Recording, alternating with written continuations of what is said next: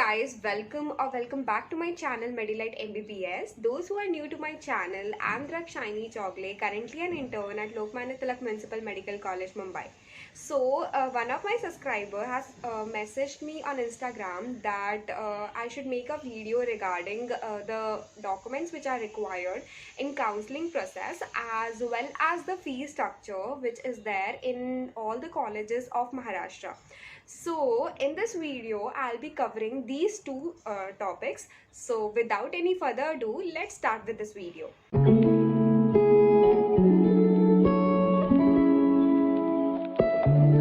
So let's talk first about the counseling documents which are required.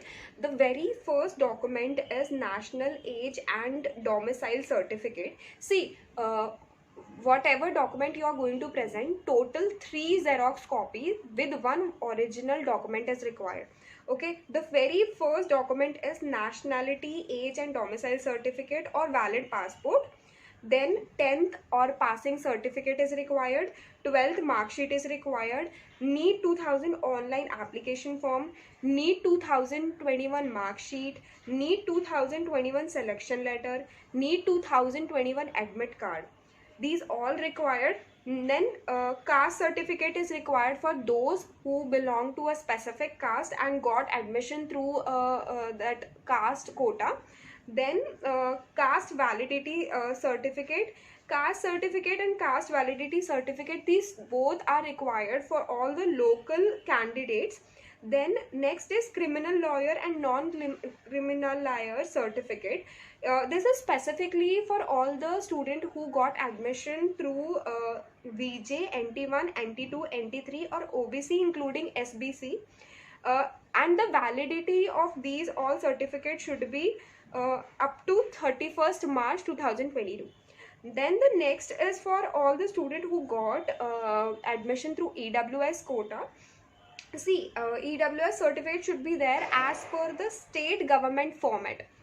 Next is college living certificate, migration certificate. Then the next certificate, that is certificate number 14, is for all the student who has taken a gap of 1 year, 2 year or 3 year for and has appeared for the NEET UG this year.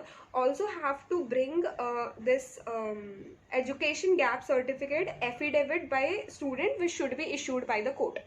The next thing is physical fitness certificate, and this physical fitness certificate is applicable for all the students whether you take an admission through general quota, OBC, SBC, VJ, NT1, NT2, NT3. The next is defense certificate, D1, D2, D3. There are 3 categories which defense quota is subdivided into 3 categories, that is D1, D2, D3. You have to bring the certificate. Okay, the next thing is hilly area certificate if applicable. Okay, physical disability certificate, again if it is applicable to you, then you have to bring 4 copies of Aadhaar card, Xerox copies. Then the next certificate is income certificate of a parent, and those parents have yearly income below 8 lakh rupees. For VJ, NT1, NT2, NT3, OBC, SBC, SEBC and EWS category candidate. Then the next thing is demand draft, that is for the college fee, and you have to get 2 Xerox copy of this. Then the anti-ragging form Xerox copy is required. 1 copy of candidate and 1 of parent is required.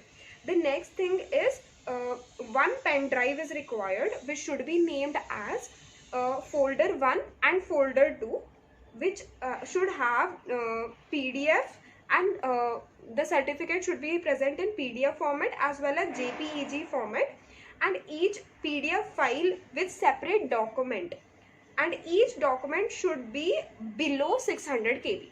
Okay, for JPG, each JPG file with separate document and name, and each document should be below 600 KB.